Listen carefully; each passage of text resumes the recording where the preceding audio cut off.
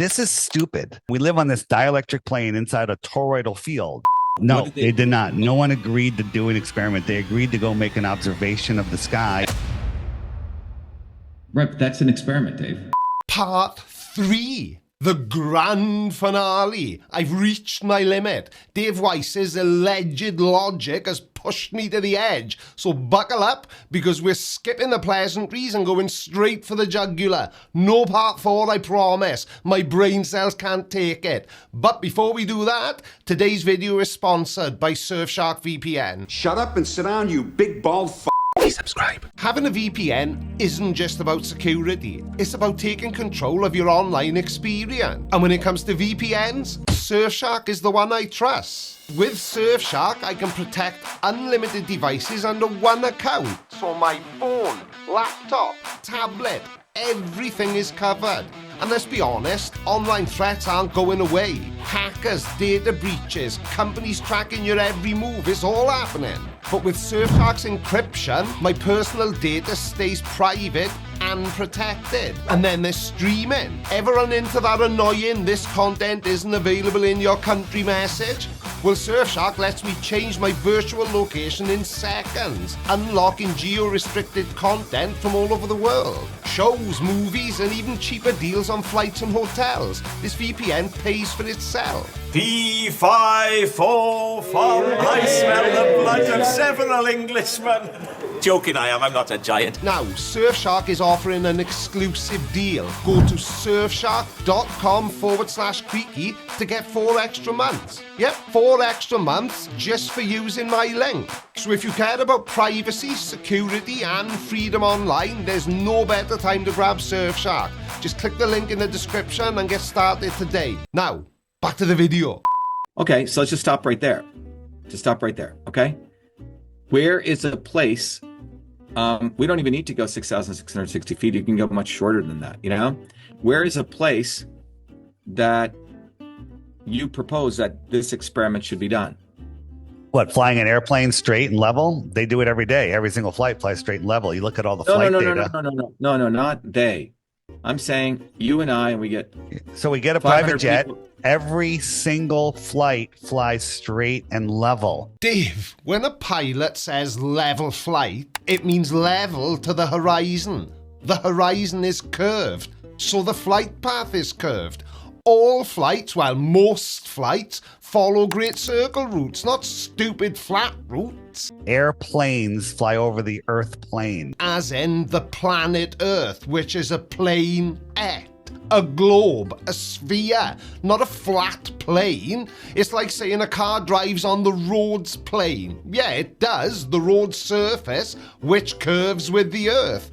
Dave is confusing plane meaning surface with plane meaning flat, so he doesn't even have a proper understanding of the English language. They do not nose, their nose up 2-3 degrees the whole time. So as you're flying over this ball, how are you going around the ball with the nose always up? Planes fly nose up because of something called angle of attack. It's the angle between the wing and the oncoming airflow, and it's what creates lift. It's got nothing to do with flying over a flat surface or a curved surface. It's about aerodynamics, not geometry. Right, but David, I don't care about all that. I'm just talking about an experiment that can be reproducible, right, that any idiot can do. Right, I got it. This is one that any idiot can do. And is that assessment based off the fact that you've already done it, Dave? Let me just finish this, okay? Yep. So I rounded down because they always, refraction, things refract up. Yeah, but where are you choosing the location? I want to write down this research. This is just a frozen lake. We've done it over Lake Balaton. Where? This one, I don't know exactly where this one is. I forget. Well, isn't that handy, Dave? I mean, the fact that you forget which lake this was done at. So now he has no way of verifying anything you're about to say. But we have a whole bunch of ones we did. We did a 26-mile laser test over Lake Balaton.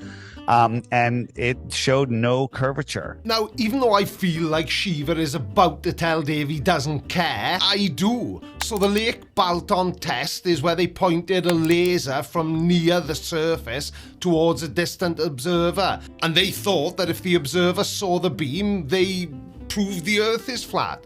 But all it was was a misunderstanding about how lasers and the atmosphere interact and how refraction affects it. And the curvature of 26 miles is far more than this, right? But these are rounded down, giving the globe every benefit of the doubt. So what does this mean? Just out of interest, Dave, and because somebody asked it in the comments under the last video, so you know those lights that you've got labelled 5, 6, 7 and 8 miles away?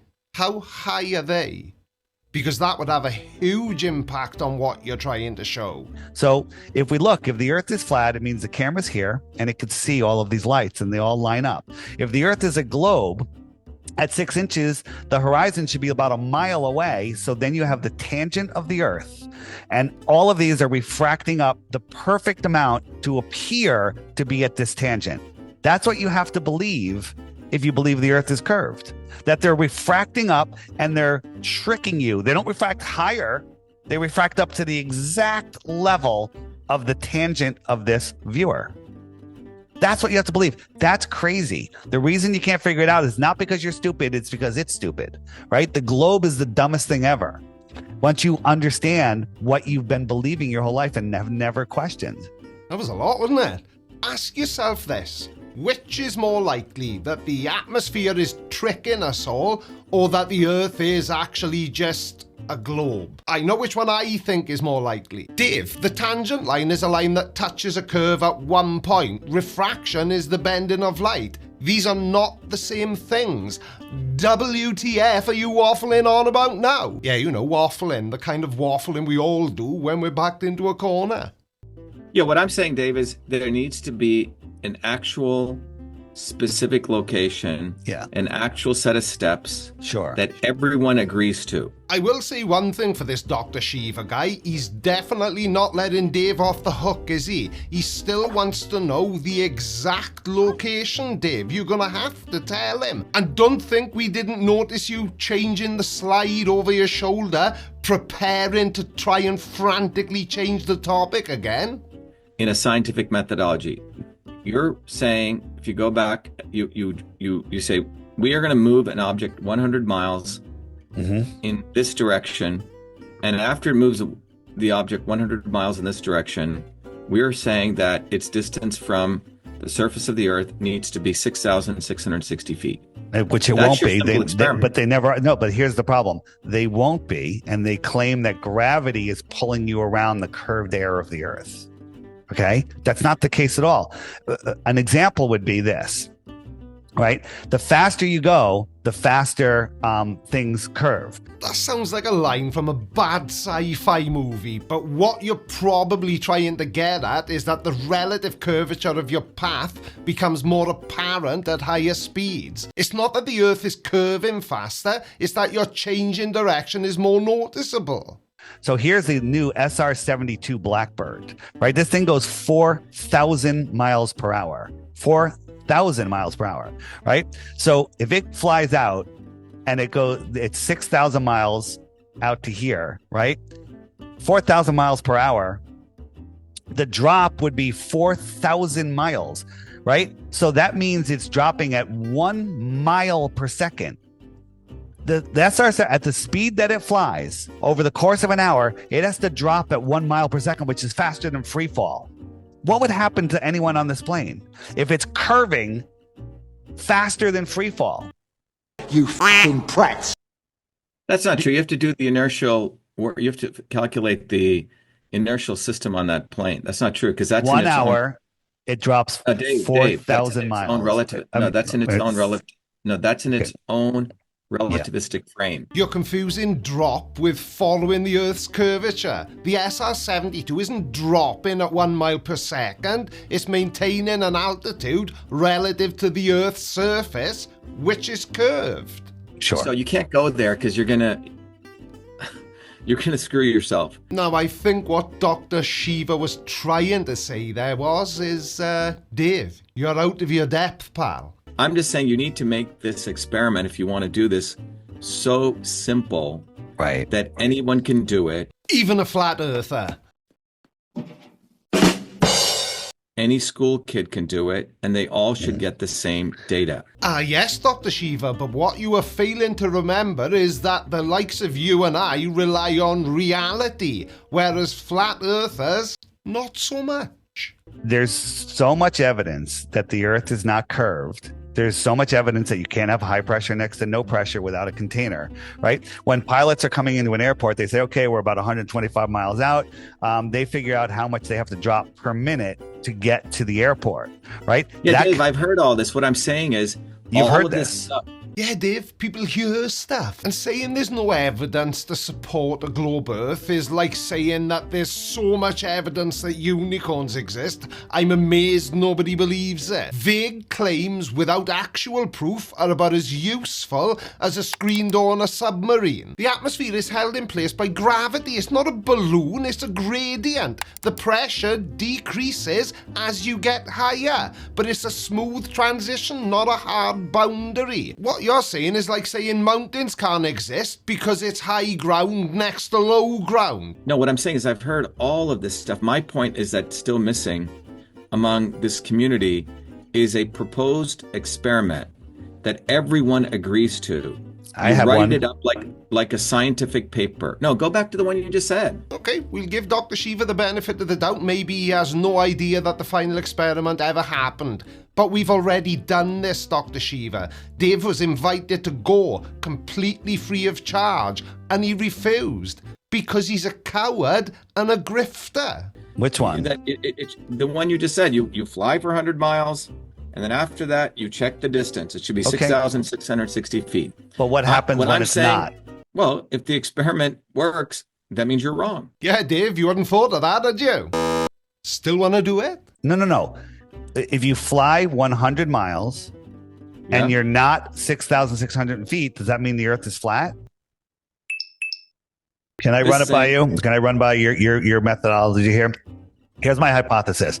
We start a plane out here and we're on the salt flats or wherever. You know, we have 100 miles of... No, but what I'm saying, Dave, is... My hypothesis is... Fly 100 miles from wherever. Doesn't really matter. That I fly 100 miles, and if the Earth is a globe, I should be 6,600 feet in the air. If I fly straight and level. Okay. Yeah. But when I'm not, that matches the flat Earth model. So now what do we do? Well, in the context of this conversation, or rather the conversation you were having with Dr. Shiva, I would say that the thing you need to do next is the experiment. Exactly as you've proposed it. So who's going to be paying for this one then, Dave? Well, now you have an experimental piece supporting your hypothesis. Sure. Now every single flight every day does that. I don't want to hear that. I want what I'm saying is, if you want me to help facilitate this, I will. That'd be awesome. I'm saying that why don't we get, and I'll sponsor it right here in Cambridge. I have a big office here. Okay. Big room. We can hold a conference. Okay. Let's bring 20 people physicists from MIT, Harvard, right here. I'll call a bunch of people up. You bring 20 people. Okay. I'll help chair this meeting, and we'll use all the whiteboards I have right here in our big room. Awesome. Let's do it. That'd be awesome. Now, Dave, don't make promises you can't keep, because I know I can only speak for myself, but I would pay money to see you go head to head with an MIT professor in physics. And we will propose this experiment, and everyone go around the room and agree to the exact experimental dynamics, exact equipment, everything, how we'll measure everything. Okay? So we have to agree to that experiment. All right? That's one experiment. Let's just start there. Okay. Let's just start there. Let's just do one fucking experiment right, okay? That everyone agrees to. And then we go do that experiment, and you'll have, I'm proposing you do 20 iterations of that experiment. On each team, you have a flat earther and an MIT physicist, okay? Okay. Or a non-flat earther. And so therefore everyone's checking each other, and everyone's supposed to follow that protocol that we all agreed to in my room here. Doesn't it sound almost as if Dr. Shiva is explaining the setup to the final experiment? In Cambridge, to the letter. And if someone doesn't, that data gets thrown out, because that means someone's trying to violate the agreed upon manifesto of how to do this research. Here's the problem. Oh, we all know what the problem is, Dave. You're starting to panic because based on everything I'm hearing, it sounds very much like Dr. Shiva actually wants to do this experiment, and you know what it'll prove. Wait, there's no problem. Okay. So then what experiment would you propose, or how would you advance this experiment to measure the anomaly you're saying? Great. Go out again. Do it again. Guess what? It still comes out to the same answers. Now you do that over and over and over again with this experiment, with one singular experiment. Bit rude, Dave, isn't it? Googling how to get out of an awkward conversation while the guy is still speaking to you. The government has a backdoor portal into Twitter. Oh, well, that was unexpected. So whenever the truth comes out, you have these people willing to conceal it. But I'm saying up front, let's get everyone here. I mean, I'm in the heart of science and technology. Right down there's Harvard, over there's MIT. Let's do it. So I'm saying and then if the experiment is right, then you can do another experiment and another one, and you build a body of work.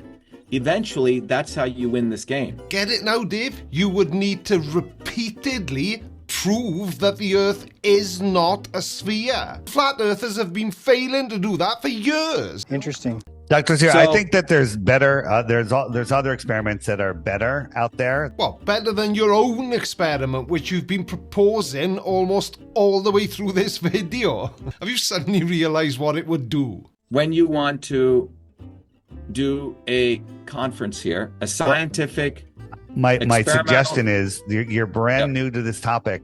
I think you need to look at a little more of the evidence before we decide what experiment would be best. Brilliant.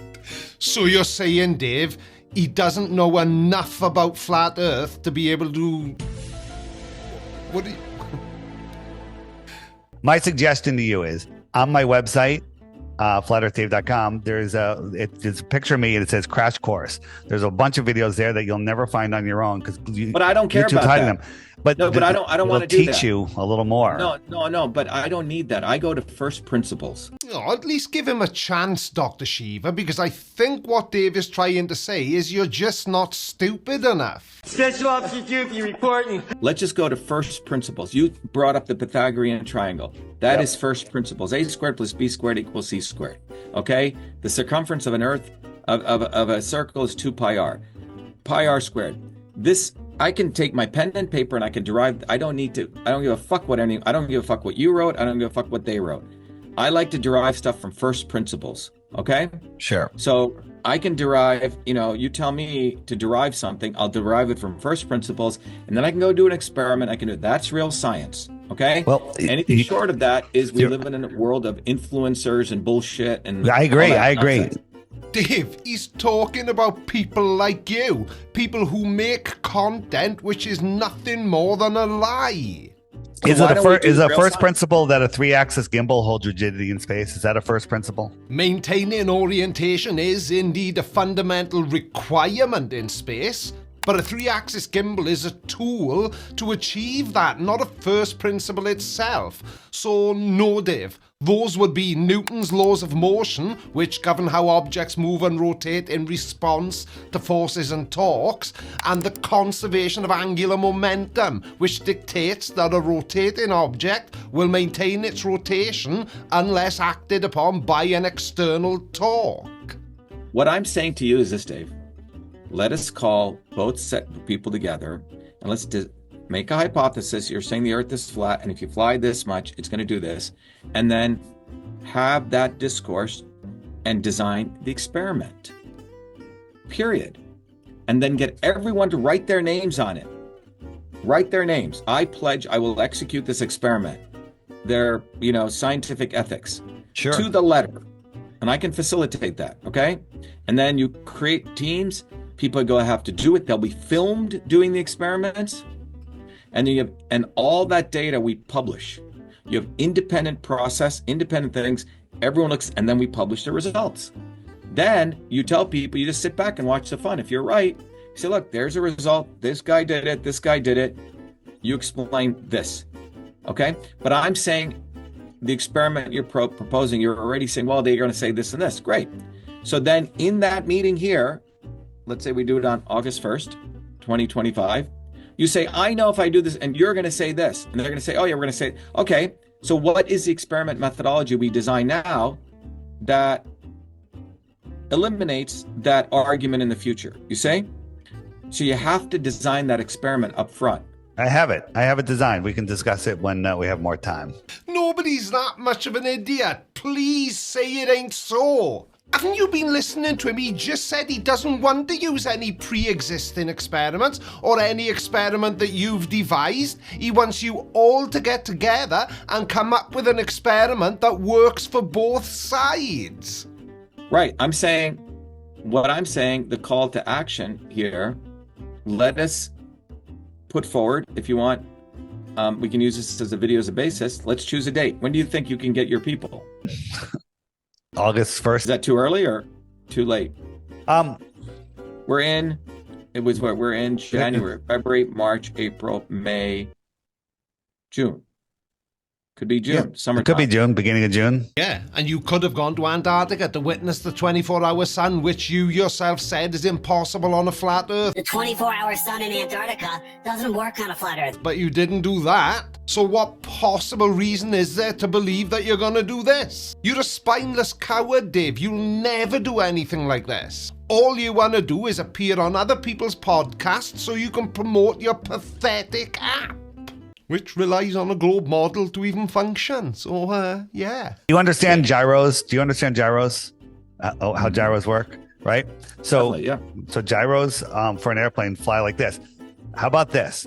You put a gyro upright, and you spin it up so it's holding that axis, and you point the plane east or west. Okay, and now the plane goes, and the magnetic compasses are going east. Okay. And the pilot just keeps that gyro straight because you got a gyro compass and a magnetic compass, right? And so he's just going to look at the gyro and keep that in that alignment. So the plane's going to go, and east is going to peel off to the left, magnetic east, because it goes around the North Pole. So that's going to prove that the gyro holds rigidity in space, right? Doesn't prove the Earth is flat or a globe, because in the northern hemisphere, when you dead reckon east or west with a compass, with a gyro, west will curve off to the right and east will curve off to the left on both models.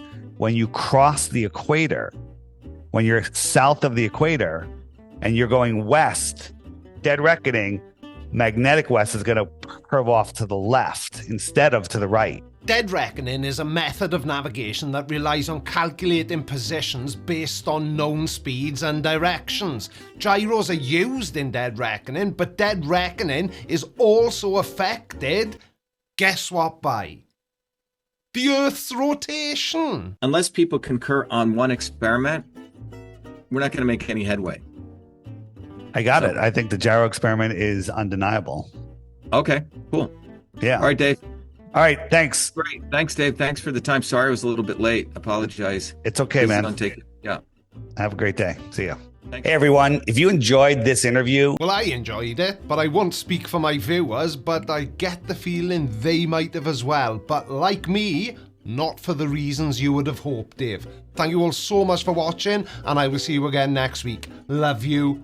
Bye. Oh yeah, and don't forget that the 3 Dave Weiss videos from this week are getting edited together, and it'll be uploaded to Creaky Extra so you can watch it all as one video. Anyway, that's it. Love you. Bye. Screw you guys. I'm going home. First of all, allow me to apologise for the lack of dad joke at the end of the last episode, but it was for a very good reason. I was very distracted that day because the night before, somebody only went and broke into my house, didn't they? And they stole all our eggs and left a pot of warm water on the stove. The police think it might be poachers.